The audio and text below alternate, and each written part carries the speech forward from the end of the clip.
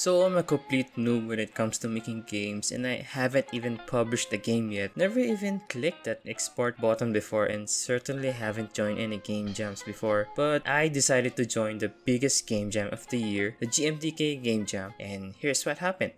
Firstly, I'm going in blind because my skills in finishing game is almost close to none. So a week before the game jam, I had to practice and learn a bunch of general stuffs about making a finished game, like level selection, menus, collisions, and the things I generally haven't touched on yet on my current game. Then the day of the game jam came. Okay, for context, a game jam is like a game dev competition where participants are given a theme and then they panic for the next 48 hours. So the theme was announced. The theme was joined together. So I immediately got started because I only got 48 hours for this. Better make every second count.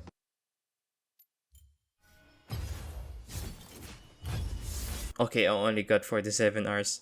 So I thought of a concept of a combat platformer wherein you handle 2 HP bars, there will be a player and maybe a weapon, and the two should always be linked together in order to not die, but the player might need to throw his weapon or use up its durability in order to traverse the level. So basically the player and the weapon are joined together and they need to stay together to survive, but they also need to be separated in order to proceed. I think that was a good concept, so I went with it. So I did some mockups for the art and I decided my game to have a 1-bit black and white style of graphics, so I can properly do my art quickly without looking too amateurish. And I somehow arrived with this dude, a dude with a polearm. So basically the overall concept will revolve around a polearm master who can't live without his polearm.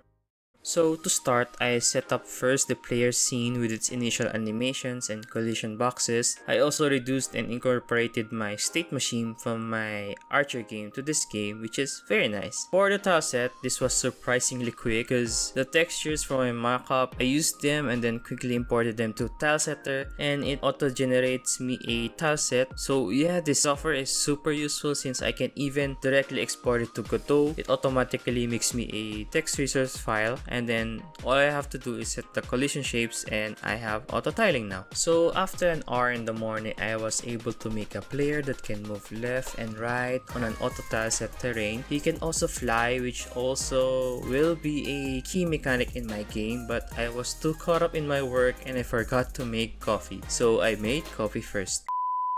Then I went back to work. So for the combat mechanics, I wanted it to be ranged. I wanted the player to throw the pole as a boomerang to damage the enemies. So I made this spinning animation in Sprite and coded the throwing mechanic, which was basically a much simpler system compared to my Archer game. And yeah, joining them together, we have this. I also wanted the range combat to have some kind of skill curve. So the idea was that the player throws the pole and the pole will behave like a boomerang and the player has to catch the boomerang mid-air or when it lands on the ground. So first I needed to make the corresponding animated sprites for the spinning polearm and the polearm when it's on the ground. I decided to put an indicator on the animation where the pole is on the ground because I think a white straight line could be really hard to see later on. I also needed a new set of sprites for when the player throws the pole and basically animations for the player when he doesn't have the pole. So putting them all together, we have this. And yeah, I then coded the initial HP mechanic system and made the player able to catch the pole mid-air. So as you can see, the main mechanic of the game revolves around here. You lose HP when you're not with the pole and your pole loses HP when you use up its durability. I'm quite happy with this initial progress. I was able to make the core mechanics and now I have to decide what to do with the overall game. I was tempted, like really tempted to make a small Metroidvania type, but I know for a fact that I can't make one in 6 months, let alone for 2 days. So I settled with a classic level completion platformer type thingy, but I really wanted to make that Metroidvania because if you can't tell, I love those kinds of games, but I have to be reasonable.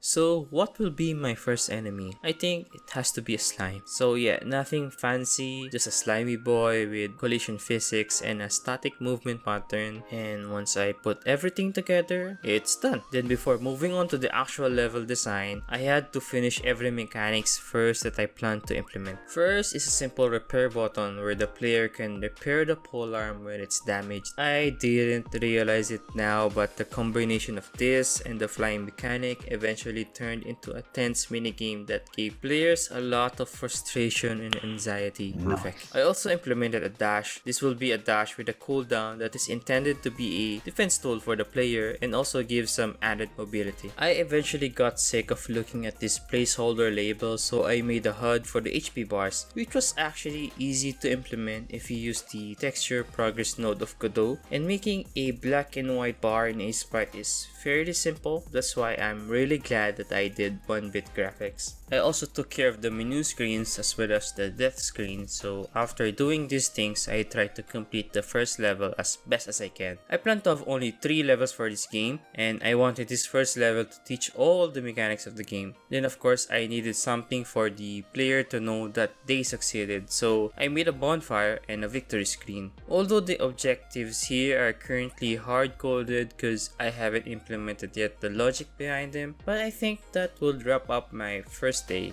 It was already 1 AM and I think it's time to rest.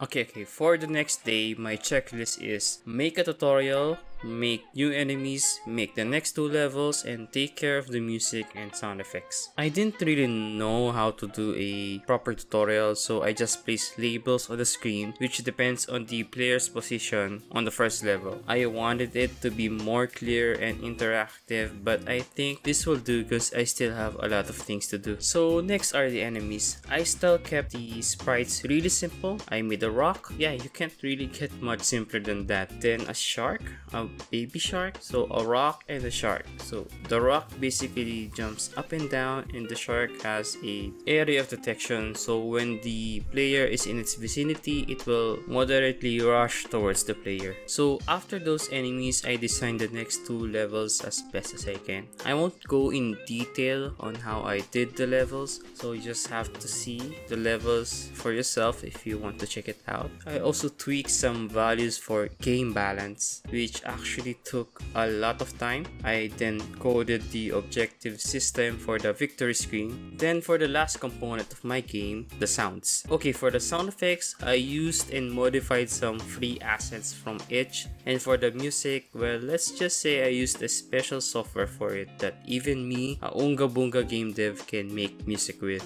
Then I just created a singleton that will basically handle all the SFX in my game. Then after that, we finished the game. So I hit export and publish. So yeah, I was very happy to finish the game on time. It was also fun seeing other people play my game. The overall feedback was positive. People enjoyed it, players got frustrated, players got confused, and I learned a lot. A win-win situation. So yeah, if you want to play, I'll link it down below. And well, by the time I finish this video, maybe the rating period will be done, but that's fine. But yeah, now I need more sleep, so I'll see you on the next one.